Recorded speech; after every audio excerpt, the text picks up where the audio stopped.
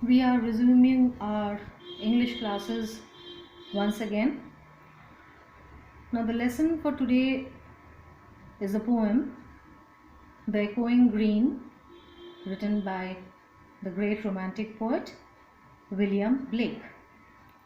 Now, I am going to give you a stanza-wise explanation. The lines will be explained individually and you will be able to understand what the poem is all about. Now, at first, a short introduction regarding the poem itself. The Echoing Green is a poem written by the great romantic poet William Blake. The Echoing Green was published in the year 1789 in his work Songs of Innocence. The poem shows us the beautiful sounds and images which accompany the children playing outside their houses. So in this particular poem we visualize a group of children who are playing in the park. Here we also see a group of old men happily recollecting the times when they were small children. Now at first I'm just going to read stanza 1. Now you will get it in the book, still I'm reading the stanza. The sun does arise and make happy the skies. The merry bells ring to welcome the spring. The skylark and thrush, the birds of the bush, sing louder around to the bells' cheerful sound, while our sport shall be seen on the echoing green. Now here we come to know that the poem is narrated by a small child playing in the park.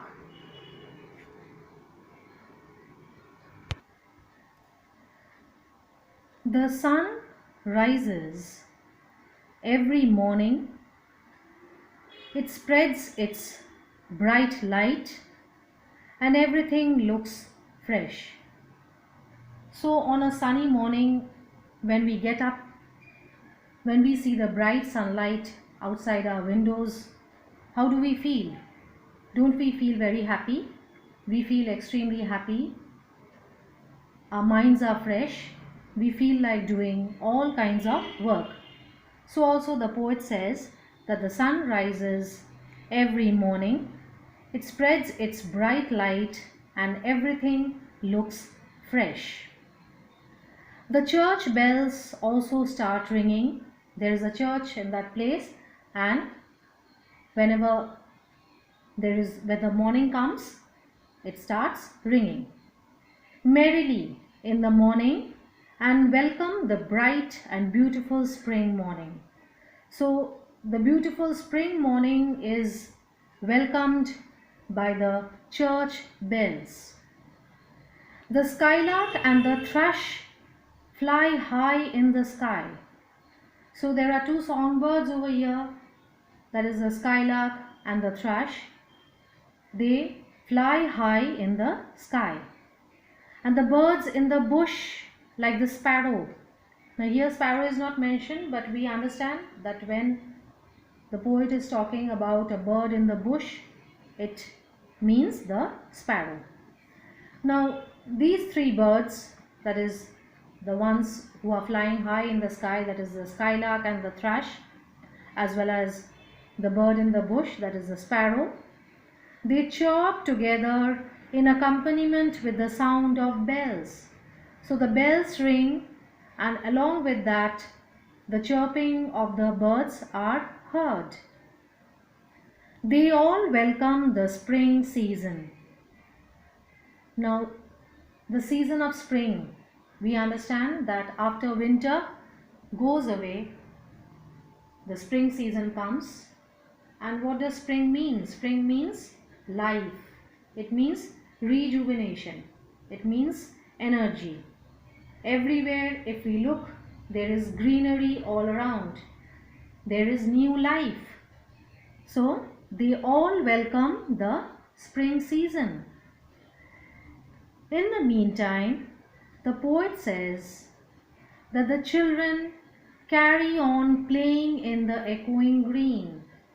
So here are a group of children who come to the park, the echoing green park, every day and play in the lush green fields. The word echo means reflection of sound. Now obviously I think you know what is an echo. If we go up on a high mountain or if we go up on a high hill, if we shout aloud, then a particular sound of ours, it reflects back. So that is called an echo. So the word echo means reflection of sound. It is probable that the sound they make while playing creates echoes.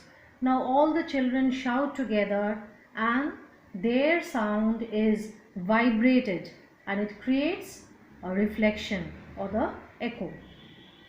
Here the word echo is also symbolizing the cycle of life. Here it is not only the reflection of sound. This reflection of sound is symbolizing or showing or expressing the cycle of life. That means from birth to the young age and then to the old age and then death. Again birth. So it is the cycle of life that continues in the life of a person or in the life of a human being. Because playing in the park is repeated every morning. This playing of children, the gathering of children in the park is repeated every morning. Now I am going to start stanza 2. I'll just read stanza 2 first. Old John with white hair does laugh away care, sitting under the oak among the old folk. They laugh at our play, and soon they all say,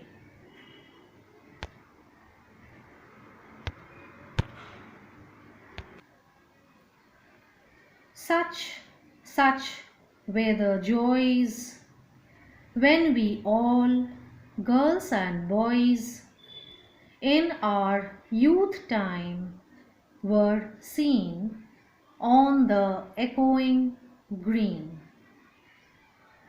Now I am going to give you the explanation of this stanza. Just I had given for the first stanza. In this stanza, we see an old man named John.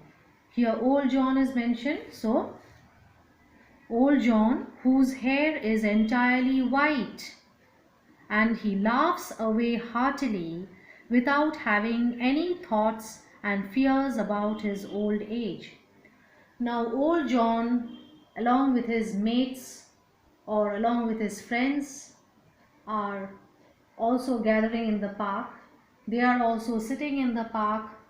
They gossip amongst themselves and they enjoy life. They laugh aloud. And what does the poet say over here?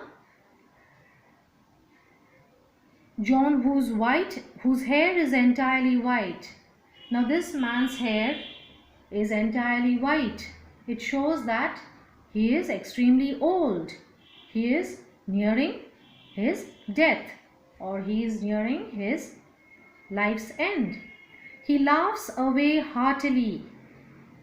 He is giving a hearty laugh without having any thoughts and fears about his old age. Now the poet says that this man is absolutely fearless, absolutely careless about his old age. He keeps away all his old age worries and old age troubles aside. He is absolutely careless about all this. And not only this man, the friends who have gathered along with old John, they are also behaving in the same way. Without having any thoughts and fears about his old age and probably the end of his life, which is death. We know that the end of a life of a person results in death. But these old men, this group of old men, which starts with old John and his mates, they are absolutely careless about their end of life, that is death. He does not seem to pay heed to his troubles of old age. Now, whenever we see an old person, we understand how much trouble he faces or she faces. If you have old grandparents at home or nearby in your surroundings, you will understand how old people face difficulty in their lives. They have difficulty in walking, they have difficulty in talking, they have difficulty in moving around. They are dependent on the family members, they are dependent on friends also, or if ever they move outside, they are dependent on people, especially on young people, for the daily course of life. But the men who have gathered in this park, this echoing green, they seem to be absolutely dauntless or absolutely fearless about their old age. So here the poet says, he does not seem to pay heed to his troubles. Paying heed means paying attention. Another synonymous word for heed is attention to his troubles and troubles of old age, and talks merrily to his friends. So just as a young person or a young man or a young woman talks to his or her friend in a very happy mood, so also old John and his friends heartily talk to each other, merrily talk to each other, happily talk to each other. Now here the poet makes a comparison. Here there is a comparison made between the small children and the old men. The poet is making a small comparison between the small children here and the old men. As the children play away merrily, absolutely ignorant about the idea of all worries of life and finally death, so also the old men enjoy themselves in the park, forgetting about death. Now, whenever we see young children, small children who are 5 years, 6 years, up to 10 or a little above, or people in their youth, now what can we expect from these people? These people can never fear about death.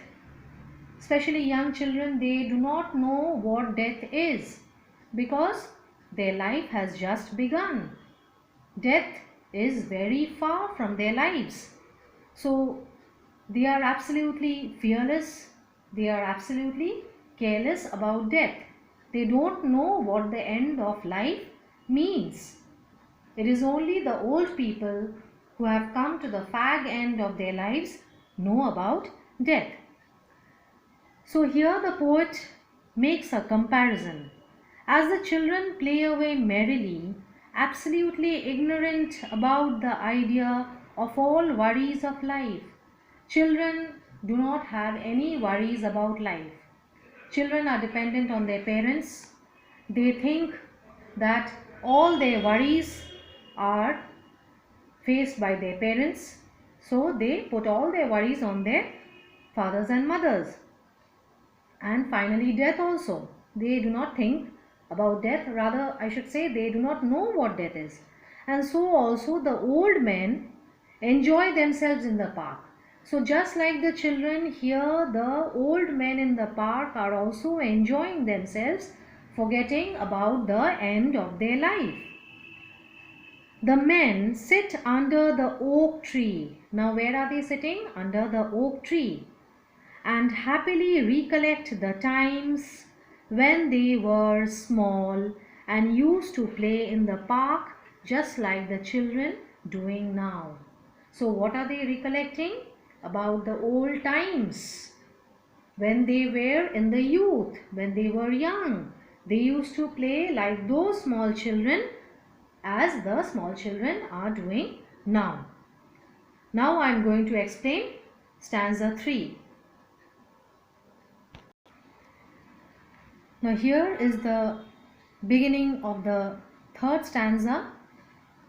As I have done in the previous two stanzas, I have read the two stanzas line by line, and here also in the third stanza I am going to read them line by line, and then I am going to give you the entire explanation of the third stanza. Till the little ones weary means, I hope you know, tired, no more can be merry. The sun does descend, and our sports have an end. Round the laps of their mother, many sisters and brothers, like birds in their nest, are ready for rest, and sport no more seen on the darkening green. Now here is the explanation of this stanza.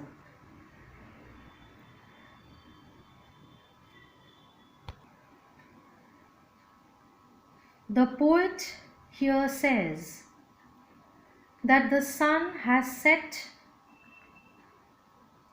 so it is time to stop playing and go back home. Now as we know that when small children are out in the fields playing, or even you, when you are out playing before sunset, rather I should say when it is daytime, and when the sun sets or the sun descends, then it is always advisable that you should return home, because it is turning dark, and when it is dark or when it becomes dark, we should not stay outside. So it is time to stop playing and go back home. It is time for the children to go and sit in the laps of their mothers, just like baby birds who flock around their mothers in the nests. I think you have noticed that when the sun descends, the birds flock to their nests. The baby birds, they always huddle around their mothers. They sit down around their mothers, and they quietly listen to the chirping of their mothers, or they are quiet or they go to sleep. So here it is time for the children to go and sit in the laps of their mothers.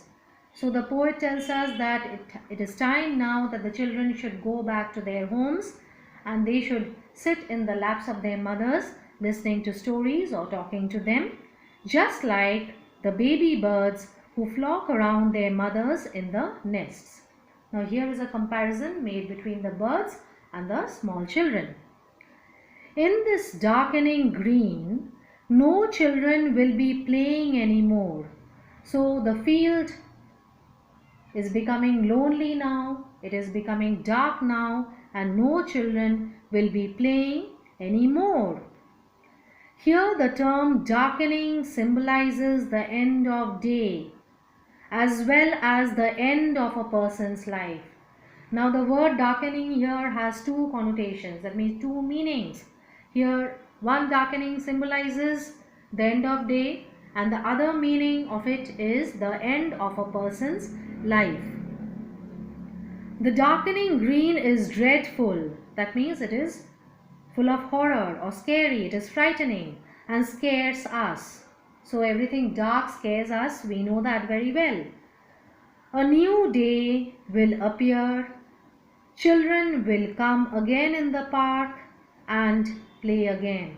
So the next day is going to be a new day and children will appear in the park and they will play again. In this way, the cycle of life goes on. So the cycle of life goes on in this manner. Now the poem is completed. The explanation is complete.